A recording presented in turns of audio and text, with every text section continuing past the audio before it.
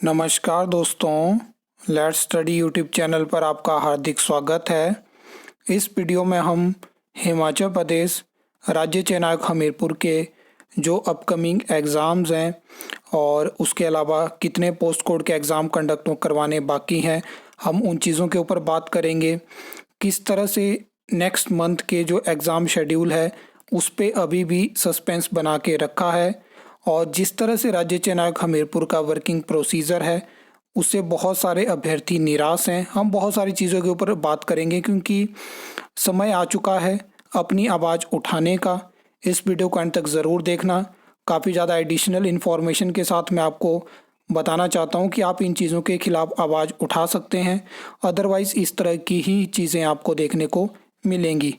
अभी तक राज्य चयनायक हमीरपुर के माध्यम से 71 पोस्ट कोड एडवर्टाइज हो चुके हैं, जिसमें कि 12 पोस्ट कोड ऐसे हैं जिनके एग्ज़ाम कंडक्ट हो चुके हैं और अभी जो है वो 3 एग्ज़ाम कंडक्ट होने हैं जिनका एग्ज़ाम शेड्यूल आउट हो चुका है। 25 अप्रैल को 2 एग्ज़ाम होने वाले हैं, जियो लाइब्रेरी का और एमएलटी का। उसके अलावा नेक्स्ट मंथ में जो पहला एग्ज़ाम रहेगा वो असिस्टेंट स्टाफ नर्स का एग्ज़ाम है जिसका पोस्ट कोड है 25,026 और इसका जो एग्ज़ाम है वो 4 और 5 मई को होगा। शिफ्ट में एग्ज़ाम कंडक्ट करवाया जाएगा। लेकिन एक बड़ा प्रश्न है कि क्या सीबीटी एग्ज़ाम कंडक्ट करवाने के लिए एक साथ जो है वो एग्ज़ाम शेड्यूल आउट नहीं हो सकता है। हमने इस मंथ भी ये चीज़ें देखी और नेक्स्ट मंथ भी इसी चीज़ को फॉलोअप किया जा रहा है। क्या आप इसके खिलाफ आवाज़ नहीं उठाना चाहते हो, जहाँ पे 7 दिन पहले आपको पता चलता है कि एमएलटी का एग्ज़ाम होने वाला है, जहाँ पे 14 दिन पहले आपको पता चलता है कि असिस्टेंट स्टाफ नर्स का एग्ज़ाम होने वाला है। क्या आप इन चीज़ों के खिलाफ आवाज़ नहीं उठाना चाहते हैं? क्या ऐसे ही चीज़ें आप चाहते हैं कि इस तरह से सडनली आपको एग्ज़ाम डेट देखने को मिले? क्योंकि मुझे नहीं लगता कि ये चीज़ होनी चाहिए। कम से कम 20, 25 या 30 दिन तो दिए जाने चाहिए जब एग्ज़ाम जो है वो कंडक्ट होगा। दूसरा बड़ा जो प्रश्न है कि क्या सिलेबस के लिए इसी तरह वेट करना पड़ेगा? क्या एक एडवर्टाइजमेंट आने के बाद भी कुछ पोस्ट कोड के एग्ज़ाम कंडक्ट हो जाएंगे, कुछ के लिए आपको कई सालों का इंतज़ार करना पड़ेगा? ना उनका सिलेबस है, ना उनका अता पता है।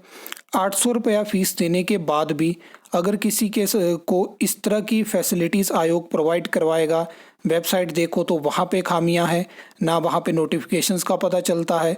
नोटिफिकेशंस पहले ही सर्कुलेट हो जाती हैं, वेबसाइट पे हमें देखने को नहीं मिलती हैं। तो ये सब चीज़ें लगातार हो रही हैं और आपको इनके खिलाफ आवाज़ उठानी पड़ेगी, अदरवाइज़ ऐसी ही चीज़ें होती रहेंगी। आपने इस मंथ के शेड्यूल में ये चीज़ें देखी, नेक्स्ट मंथ ये चीज़ें होंगी। और एक और चीज़ मैं आपको बताना चाहता हूँ कि एक अगर प्राइवेट एजेंसी एग्ज़ाम कंडक्ट करवा रही है और क्या यहाँ पे एक बड़ा प्रश्न है कि क्या एजेंसी विंडो देती है कि इस दिन आप एग्ज़ाम कंडक्ट करवाइए? क्या राज्य चयन आयोग डिसाइड करता है? ये बड़ा प्रश्न है क्योंकि कई बार मुझे ऐसा लगता है कि पटवारी का एग्ज़ाम ना होना ये इसी तरफ इशारा करता है कि पहले उन एग्ज़ाम को पिक किया जा रहा है, या तो जो प्रायोरिटी बेसिस पे हैं जिन पे सरकार ने कहा है कि जल्दी कंडक्ट करवाइए। लेकिन आपने देखा जेडीएम सिविल के रिक्वेजिशन में भी ये चीज़ लिखी थी कि जल्दी से जल्दी भर्ती को करवाइए, बहुत ज़्यादा शॉर्टेज है। उसके बावजूद उस भर्ती को एडवर्टाइज़ नहीं किया गया। तो मेन चीज़ें हैं कि जो विंडो है वो किस तरह से मिलती है कि इस दिन एग्ज़ाम कंडक्ट होगा। मुझे लगता है कि जिस तरह से ये चीज़ें हो रही हैं कि 10 दिन पहले, 12 दिन पहले, 7 दिन पहले एग्ज़ाम एकदम से डेट हमें देखने को मिलती है, इसका मतलब है कि कहीं ना कहीं एजेंसी विंडो देती है कि इस टाइम पे हमें और जगह एग्ज़ाम कंडक्ट करवाने को नहीं है, तो आप ये एग्ज़ाम कंडक्ट करवा सकते हो। फिर एकदम से ये चीज़ें डिसाइड होती हैं क्योंकि बाकी चीज़ें तो पहले हो चुकी होती हैं, सिलेबस हो गया और जो क्वेश्चन पेपर हैं, उसके अलावा जो है जो भी अरेंजमेंट है, क्योंकि जब एप्लीकेशन फॉर्म की लास्ट डेट होती है तो उसके बाद एक और चीज़ के ऊपर आपको ध्यान देना पड़ेगा। क्या होता है कि किसी भी चीज़ की वैकेंसी निकलती है तो उसके बाद डॉक्यूमेंट जो है वो उसके बाद क्या होता है कि लास्ट डेट कंप्लीट हो जाती है, करेक्शन विंडो। उसके बाद डॉक्यूमेंट मतलब जो एप्लीकेशन फॉर्म्स होते हैं उनकी स्क्रूटनी होती है। उसके बाद डिसाइड होता है कि कितने कैंडिडेट जो है वो एलिजिबल हैं और कितने क्या क्या चीज़ें हैं। लेकिन यहाँ पे क्या हो रहा है कि करेक्शन विंडो की लास्ट डेट के दिन आपको ने एग्ज़ाम डेट भी देखने को मिल जाती है।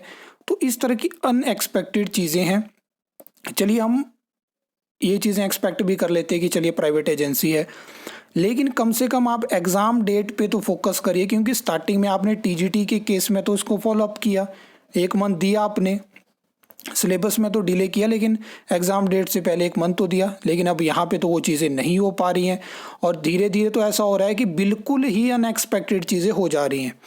अब अगर आगे बात करें तो जैसे पटवारी का है, सेक्रेटरी का, जेओआईटी का मेजर एग्ज़ाम है, और मैं आपको बता दूं कि पटवारी और जेओआईटी दोनों के लिए आरटीआई के माध्यम से पूछा गया है कि exact number of total candidate बताइए। जैसे आरटीआई से जानकारी मिलेगी आपको बताऊँगा। इसके बाद कर लेते हैं कि हॉर्टिकल्चर एक्सटेंशन ऑफिसर की वैकेंसी पेंडिंग है, और जिस तरह की स्थिति बनी है वैकेंसी विड्रॉन भी हो सकती है। मैंने आपको पहले कुछ वीडियोस में भी इसकी जानकारी दी है।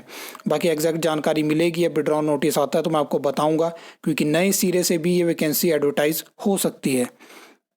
अब ये कुछ एग्ज़ाम्स हैं जो एक्सपेक्ट किया था कि मई के महीने में देखने को मिल सकते हैं, जिसमें पटवारी के अलावा जो भी एग्ज़ाम है सबके सिलेबस आ चुके हैं और यही एग्ज़ाम कंडक्ट होंगे, लेकिन अब प्रॉपर शेड्यूल नहीं आ पा रहा है, सस्पेंस रखा है।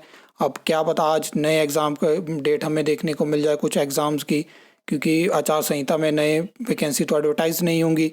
अब रिज़ल्ट आएंगे जैसे कि टीजीटी आर्ट्स का हो गया, जेबीटी का हो गया, और उसके अलावा जो इंग्लिश टीचर था और मैथमेटिक्स टीचर था उनके इन 4 के तो आपको डेफिनेटली रिज़ल्ट देखने को मिल जाएंगे, और ये नेक्स्ट लिस्ट में ही रिज़ल्ट आने वाले हैं। तो ये सब चीज़ें, बाकी असिस्टेंट स्टाफ नर्स का भी आ चुका, उसकी डॉक्यूमेंट वेरिफिकेशन भी शुरू होगी, उसका डॉक्यूमेंट वेरिफिकेशन शेड्यूल भी आपको देखने को मिलेगा। तो ये सब चीज़ें हैं। बाकी एक चीज़ मैं देखता हूँ कि हिमाचल प्रदेश में भी जो यूथ है, अब एक चीज़ को वो मान लेता है कि हाँ जी, तो आयोग ने एग्ज़ाम डेट दे दी, आयोग ने ये नोटिफिकेशन कर दी, सरकार ने ये चीज़ बोल दी, सरकार ने ये कर दी, तो बस सर नीचे करो और मानते चलो। जब तक आप ख़राब चीज़ों के खिलाफ आवाज़ नहीं उठाओगे, चीज़ें करेक्ट नहीं होंगी। उससे क्या होता है कि सामने जो एजेंसी होती है, सामने जो सरकार होती है, उसको और कॉन्फिडेंस आता है कि यहाँ पे तो कोई भी नहीं है जो आवाज़ उठाता है। जब स्टूडेंट ही नहीं चाहते, ऐसा असिस्टेंट स्टाफ नर्स में हुआ, अब दोबारा एग्ज़ाम डेट आ गई है तो किसी को नहीं पड़ी है, तो ये चीज़ें होती रहेंगी। और इसके बाद नहीं पता है कि स्टाफ नर्स की भी कब कब अपॉर्चुनिटीज़ आएगी। आउटसोर्स भी सरकार ने भर लिया, एनएचएम में भी भर लिया, और ये टेम्पररी भर्ती भी भर ली। तो ये सब चीज़ें होती रहेंगी। बाकी आपको क्या लगता है, आप क्या आप जो मैंने चीज़ आपको बताई कि आप उनसे एग्री करते हो, लिख के ज़रूर बताना। आई होप आपको वीडियो अच्छी लगी होगी, इन्फॉर्मेटिव लगी होगी। तो वीडियो को लाइक कमेंट शेयर कर सकते हो, चैनल को सब्सक्राइब कर सकते हो फॉर द न्यू अपडेट्स के लिए।